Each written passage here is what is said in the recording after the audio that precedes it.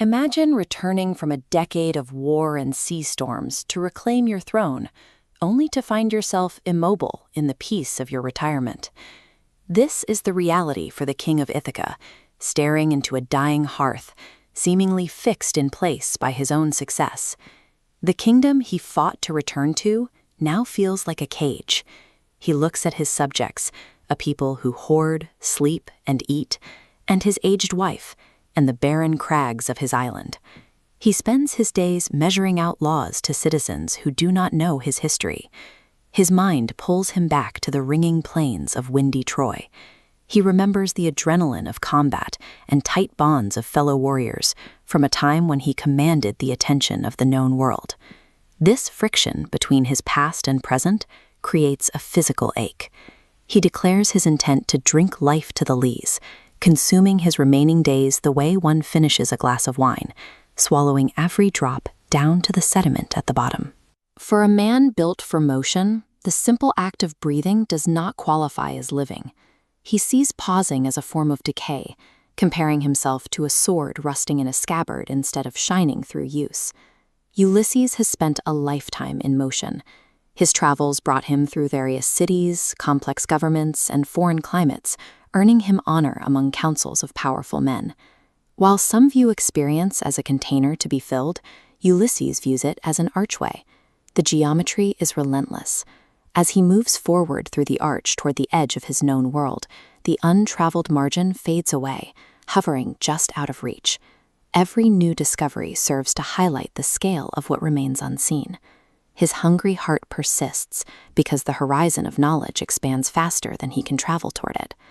However, Ulysses cannot simply abandon the kingdom. To secure his own freedom, he must first pass the sceptre to his son, Telemachus. The heir possesses the slow prudence required for governance.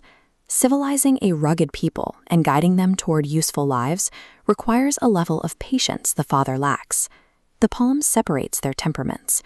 Ulysses burns with the energy of the battlefield, while Telemachus is centered in the sphere of common duties, executing the work of the state with steady competence. These responsibilities include the intimate domestic rituals of the palace. Telemachus will manage the offices of tenderness and pay the necessary adoration to the household gods to keep the kingdom stable. Delegating these tasks provides a resolution for both men. Ulysses looks at his son and concludes, "He works his work, I mine." It is a recognition that their purposes have diverged. With his domestic duties settled, he turns toward the port. The broad seas wait in the darkness, and the vessel puffs her sail as it catches the wind. He addresses the veteran mariners who stood with him decades ago, those who met both the thunder and the sunshine of their youth with free hearts and free foreheads. He acknowledges the physical reality facing his crew. They are old men, and the end of their lives is rapidly approaching. He argues that the time remaining still allows for some work of noble note, actions worthy of men who once strove with the gods. The lights of Ithaca twinkle as the long day wanes.